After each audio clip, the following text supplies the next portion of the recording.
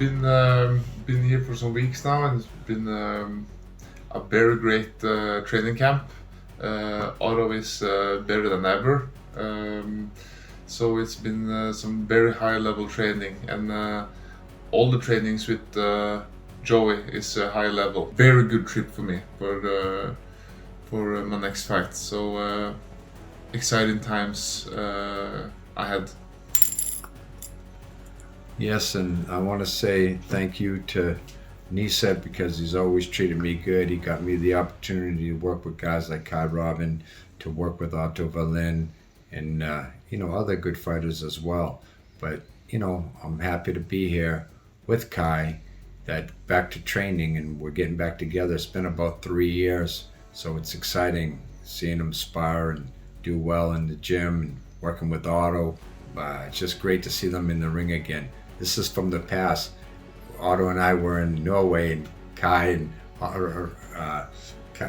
was sparring with Otto already. It's all good stuff. We're excited, looking to get Kai 100% ready. He's done so well in training as it is right now, and he'll be back here, and we're just excited to keep him in New York and keep improving, keep getting better and better, and it's all there. He's got the foundation, and so it's just a matter of doing what you got to do. And the assessment for Kai about the training, the difference between before and now, in terms of his technique, his work, yes, his style, form. I see him with his style and form, with his uncle and his trainer, Thor, and Uncle Earl. They've done such a great job with Kai on everything. I'm so happy he's come to me even more improved. And you can't ask for better than that when your fighter keeps improving, even when you're not with him. And so I'm a very lucky trainer that I get to work with Kai. It's exciting. It really is, just to know that he'll have a fight coming up, and he's doing his tour of duty to be in the gym. He's out of his country. There's no plane that's safe. I'll bring him around all of New York and get him the sparring that's out there that's available.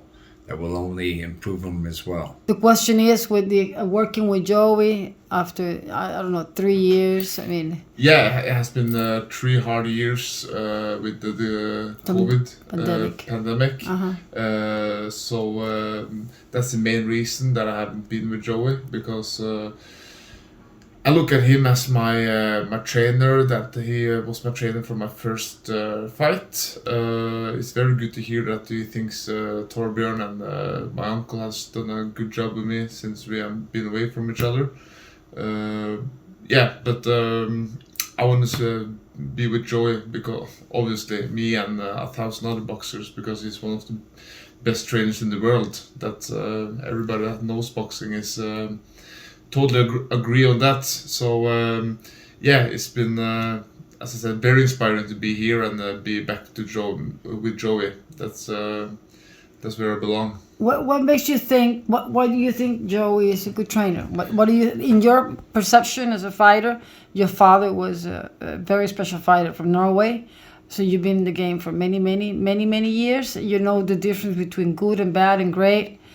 A good trainer, a world-class trainer, has to have good skills in many things, in not just the technical stuff, not just this, not just that, but the whole thing, like having the chemistry with the fighters, know how to speak to them.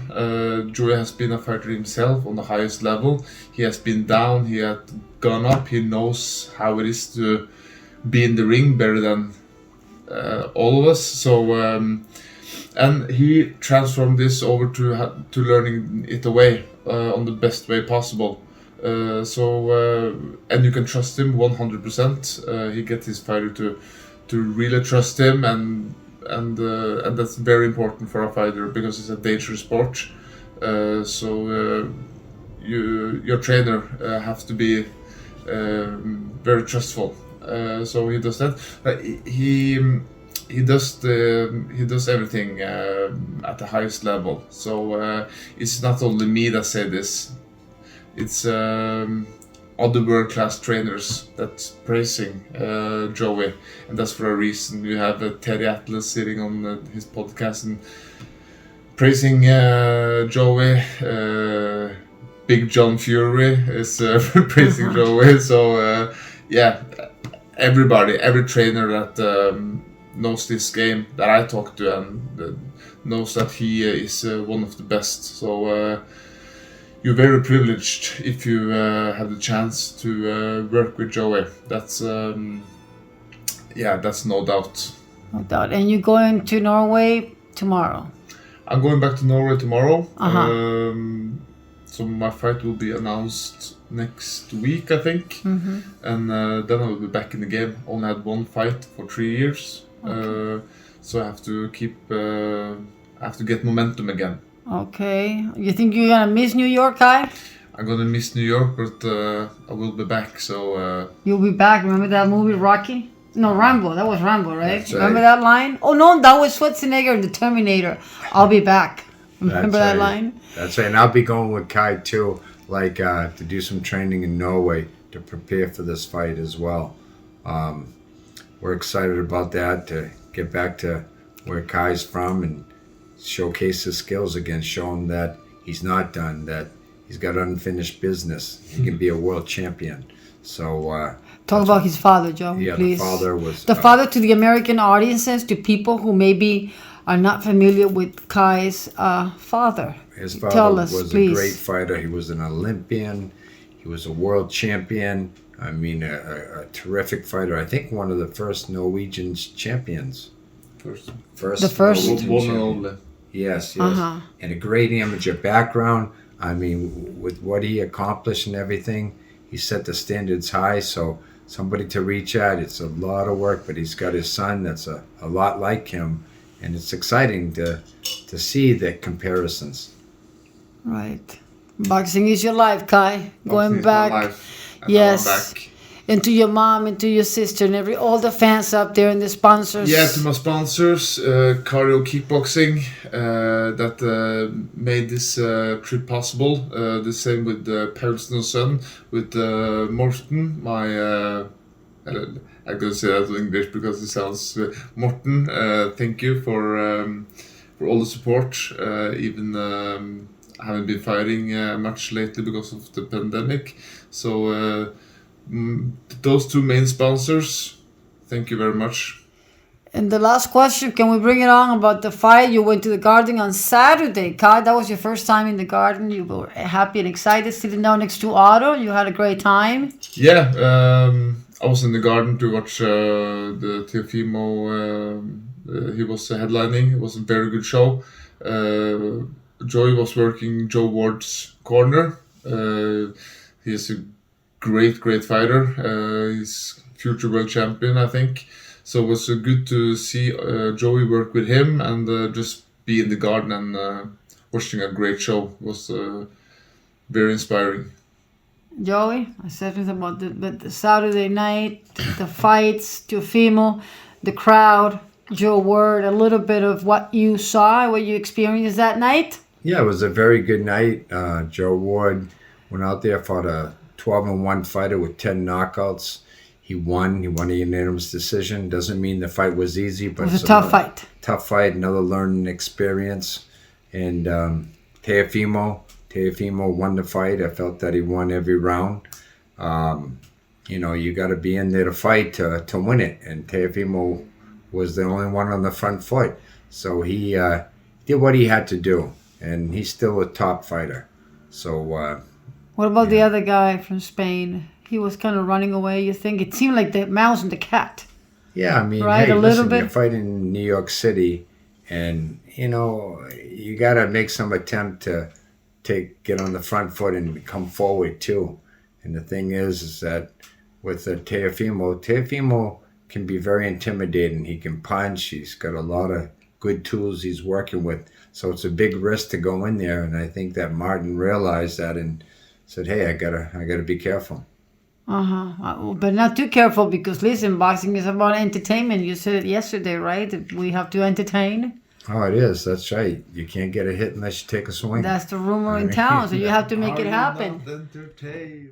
We were talking about the fact that fighters, to some degree, there is a lot of work for them to put themselves out there and train and lose weight and go through the sparring sessions and all the hard work. Bottom line, correct me if I'm mistaken, Joey, fighters are putting their lives on the line to a certain degree. You walk into the trenches and there's a possibility that you can get hurt. So this is not a normal game, just the fact that you go into the ring and you're looking to hurt somebody and somebody's looking to hurt you. It is not a normal situation. Don't you think somehow fighters, they have the right to go through the process with some certain level of process, just allowing the fighter to discover and rediscover themselves in the arena? Because like what we were saying, actors, we can do that. It's all about self-discovery, but you're not doing the process in front of 10,000 people. You guys have to face the crowd, a big crowd, and basically it almost seems like fighters are not allowed to make mistakes, or fighters are not allowed to go through the process, or are just that's what I noticed on Saturday, that I was like, wait a minute, are fighters allowed to relive and discover the process, or they have to be perfect machines delivering all the time? So you tell me, what do you think? You think fighters, to some degree, Joey, you as a fighter, you're a former fighter, do you think that sometimes the expectations can be a little too high, that the fighters are not allowed to experience and go through the process with liberty? And hey, if they make mistakes, let them make those mistakes. Well, I think the media can be a little too critical. Okay. Trying to be perfect in their assessment, but not realizing that you go through stages in this sport and different things going on. Hey, there's the pandemic out there, the COVID, people can get sick, anything can come into it. And so a guy like Joe Wood, hey, he won the fight. Yes, there were some areas where maybe he was a little tired, but this is boxing. This is where you learn. Could be some for different reasons. But he displayed his skills and showcased himself. And hey, he had some tough times in there. Guy was 12-1, 10 knockouts, and it was a good opponent. Especially Joe only having 9 fights. But I think sometimes that the media are getting a little too involved in a sense of critiquing and looking at these fighters, and try to remember back when they fought, that they didn't always shine, that you have days like that. Styles makes fights. Sure. Yeah, because it seems to me they're pretty unforgiving, and when fighters make a mistake, they're almost not allowed to make a mistake. And like we were talking with Kai the other day, like the crab, you go 10 steps forwards and you go 2 steps backwards. It is called process, right? And you can deprive a fighter from the process, can you? Do we have the right to do that as an audience members, as a fans, as a boxing fans, or even journalists? Do we have the right to do that, or you think if fighters, they have to be much more like, this is my game, this is my profession, let me do what I want to do? Yeah, well, once they buy the ticket, then they're entitled to give you a training session. Exactly, they're entitled to have an opinion. So yeah. I understand that, but I just think sometimes the higher level you're at, the expectations, the more critique that comes in. And, in all fairness, that there's good days and bad days. The main thing that counts is that you win. You find a way to pull it through.